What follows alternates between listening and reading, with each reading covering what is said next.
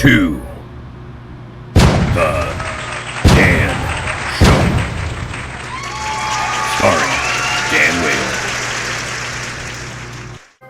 Hey guys, welcome back to my show where we talk about all things movies, TV shows, and cigars. And today we're going to be talking about one that I just finished up. I just finished season 2. It's been a while since I've seen season 1, but I want to talk about both of them today. We're going to be talking about Squid Game. Alright, before we get started, if you could please like and subscribe to my YouTube channel. That will definitely help me out. I know it doesn't sound like much, but I'm almost at 300 subscribers. Woo! Yeah, 300! Woo! Oh! You know, yeah, if you didn't see that review, go watch it. It's like my second video on these reviews for videos and movies and whatever. But give it a check. I'm thank you for everybody who does subscribe. I truly appreciate it. Keep the likes, keep the comments, keep everything coming, because I love doing this. It's so much fun. Thank you so much. So we're going to go into this. We're going to talk about Squid Game. So I'm going to kind of give you like the basic rundown of what's going on.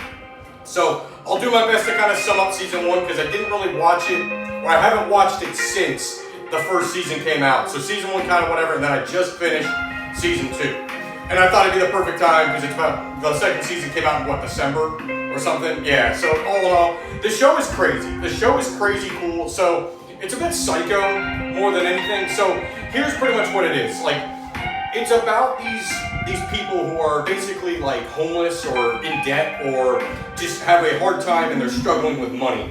So they become essentially like, I guess, guilted or tricked into these games.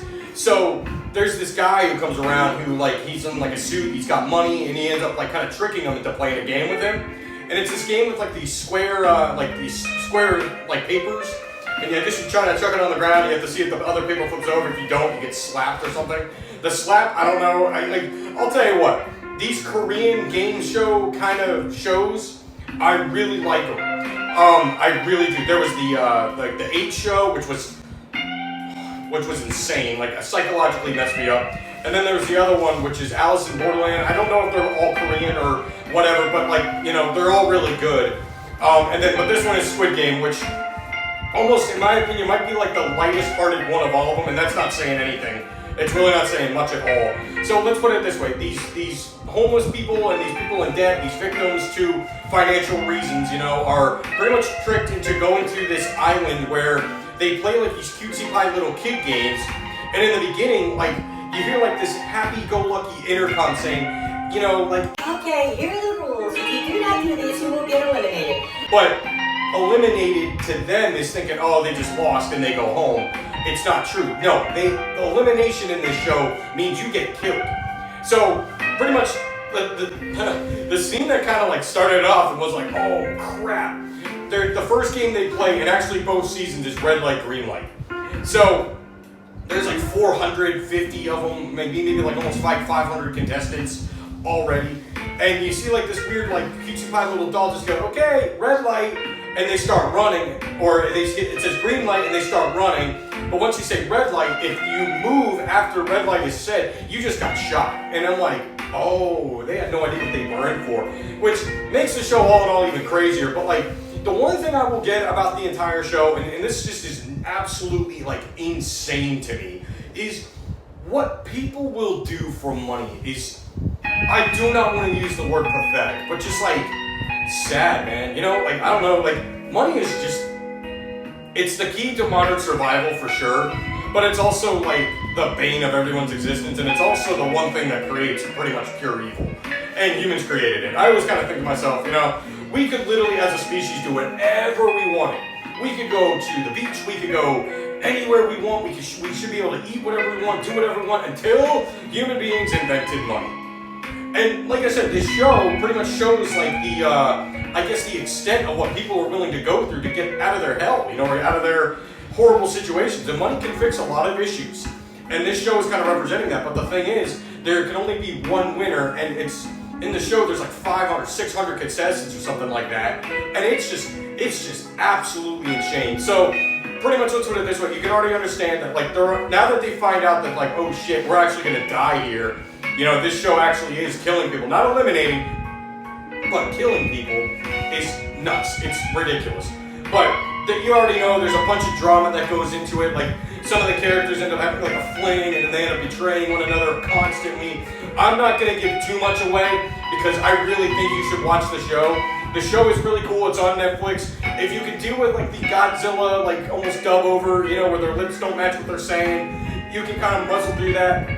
I've been able to deal with that my whole life. I love Godzilla movies. That's what all of them really are. But I know a lot of people that just can't deal with that for some reason. I don't get it, but whatever. I really did enjoy the show. Some of the acting is very, very corny. But all in all, like, the show itself was absolutely fantastic. I loved it. It was amazing. I recommend it to anybody. Season 2 literally kind of takes off right where Season 1 ends. The winner is something... Jin something, I don't even remember his name, but whatever. Anyway, he's number like 456. I think in actually both seasons he's actually the same number.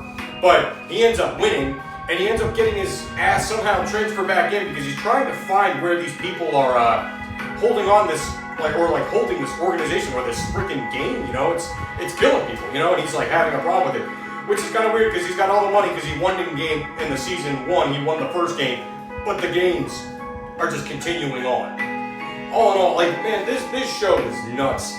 Like, it's definitely not a feel-good show. Like, it really, like, after watching Season 1 and Season 2 now, I ended it like, fudge, man. Like, I don't feel good, you know? But if you're looking for, like, some crazy, like, the story is crazy. Like, it's really a good show. But just walk into it with the mindset of it might ruin your day. Or if you're a psycho, it might make it better. I don't know. But whatever. And, like, all in all, it's just the people who act so desperate, and like they actually get a chance in the show to leave if they want to, but the whole team has to vote on it. You know, it's an X and an O. There's also like a triangle and a square. Like the pink people and like the main bad guy, they're kind of creepy. They're like stormtroopers with like PlayStation, you know, X, O, square, whatever symbols on their faces, but like it's just a black blank mask. And Season 2, you kind of just learn that they're just normal people too, just getting paid to be psycho. And oh my god, like, this show is, man, it's ridiculous. It's really good. I really like it. But the gist of it is pretty much like, they're tricked into going, and they play these games, and if they lose, they get killed. And whoever the winner is ends up pocketing millions of won, which is, I guess, you know, Korean currency. Won is, I'm not going to do the math for you, I just know it's a whole different system.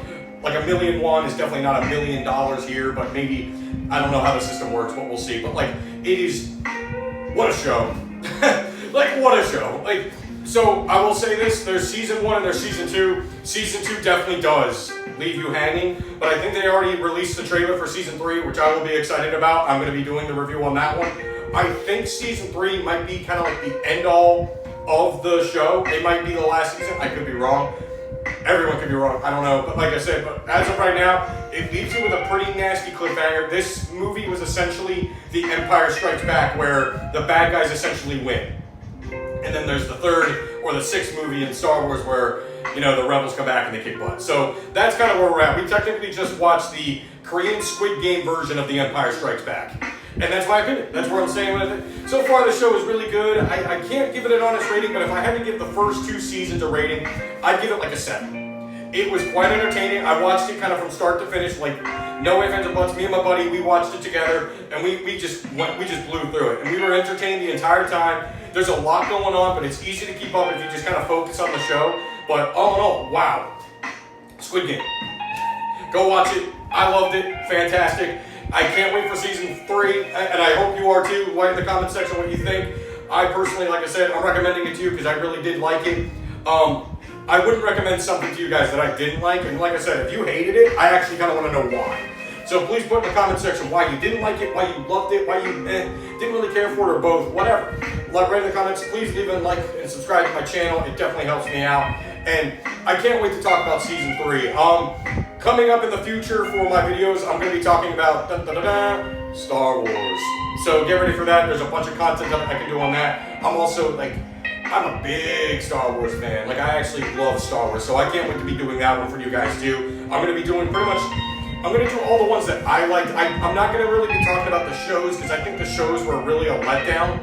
Unless you want me to talk about the shows, it's up to you. Like, I have no problem doing it. I heard some good things about Andor. I heard some really bad things about Andor. I heard A lot of good about The Mandalorian, a lot of bad about The Mandalorian too. I don't know. We'll see. We'll see where it goes. And like I said, these are all just reviews and these are just my opinion. I hope you disagree, and I also hope you do agree, because that's what makes this fun. So get to it, get on Netflix, watch Squid Game season 1 and season 2, and let me know what you think in the comment section. I really did like it, and I can't give the whole show as a rating, but as of right now, I'll give it a 7 out of 10. Easy 7 out of 10. Write in the comments what you thought. Thank you so much, guys, and I really appreciate it. And YouTube, always, and I mean this forever, always remember to have a fantastic day.